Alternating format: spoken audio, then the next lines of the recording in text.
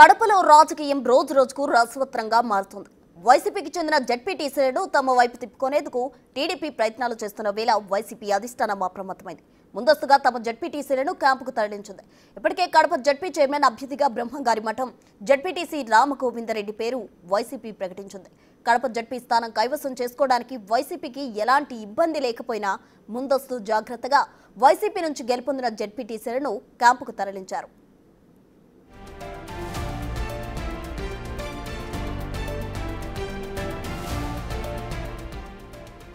జిల్లాలో 50 జెడ్పీటీసీ స్థానాలుండగా వాటిలో 42 స్థానాలు వైసీపీ కైవసం చేసుకోగా 5 జెడ్పీటీసీలను టీడీపీ కైవసం చేసుకుంది.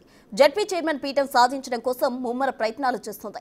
వైసీపీలో గెలుపొందిన జెడ్పీటీసీలను తమ వైపు తిప్పుకోవడానికి సర్వం ఒడ్డుతోంది. ఇక తెలుగుదేశం ఎత్తుగడలు తిప్పికొట్టడానికి వైసీపీ అధిష్టానం సిద్ధమైంది. గెలుపొందిన 42 మంది జెడ్పీటీసీలను క్యాంపులకు తరలించి కూటమి ప్రభుత్వ ప్రయత్నాలకు అడ్డుకట్ట వేసింది వైసీపీ. కడప జెడ్పీ చైర్మన్ పీఠం దాదాపుగా వైసీపీకే దక్కే అవకాశాలు ఉన్నట్టు తెలుస్తోంది.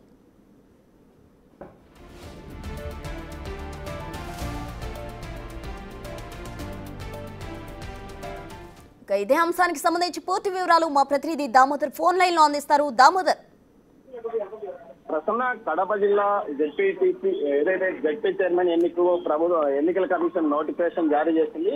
ఈ నెల 27వ తేదీన ఎన్నిక జరగనున్న నేపథ్యంలో ఏదైతే తమ జెడ్పీటీసీలను క్యాంపులోకి ఇప్పటికే తరలించారు.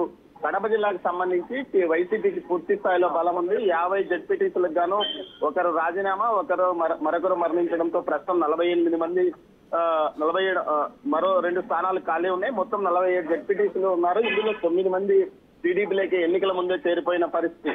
ఈ పరిస్థితుల్లో ప్రస్తుతం టీడీపీకి 9 మంది బలం ఉన్నారు. మిగతా ఏదైతే 38 మంది జెడ్పీటీసీలు వైసీపీకి మద్దతుగా ఉన్నప్పటికీ టీడీపీ ఎక్కడ రాజకీయం చేస్తుందో అని భయపడి వారందరినీ బెంగళూరు క్యాంపుకు తరలించారు.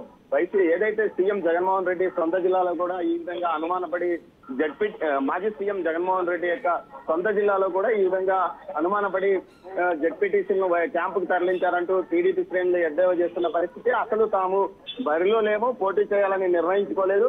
ఇలాంటి పరిస్థితుల్లో ఎందుకు వైసీపీ తమ జెడ్పీటీసీలను క్యాంపుకు తరలించింది? ఎక్కడ తాము పోటీకి అభ్యర్థిని నిలబెడితే అసంతృప్తితో ఉన్న జెడ్పీటీసీలు తమ పార్టీకి ఏదైతే టీడీపీ అభ్యర్థులకు ఓటేస్తారనే భయంతోనే ఈ విధంగా వైసీపీ చేస్తుందంటూ విమర్శలు చేస్తున్న పరిస్థితి. మొత్తం మీద అయితే వైసీపీ అధిష్టానం బ్రహ్మంగారి మఠానికి సంబంధించిన జెడ్పీటీసీ రామగోవిందరెడ్డిని అభ్యర్థిగా ఇప్పటికే ఖరారు చేసింది. తెలుగుదేశం పార్టీ మాత్రం ఏ అభ్యర్థిని ఇప్పటికీ ప్రకటించని పరిస్థితి. మొత్తం మీద అయితే 27వ తేదీ జరిగే ఎన్నికల్లో తాము ఏమాత్రం పాలు పంచుకోవడం లేదు, అసలు తమకు సంబంధం లేనట్లు టీడీపీ వ్యవహరిస్తున్నప్పటికీ వైసీపీ మాత్రం ముందు జాగ్రత్త చర్యగా తమ వద్ద ఉన్న 38 మంది జెడ్పీటీసీలను క్యాంపుకి తరలించింది. ప్రసన్న.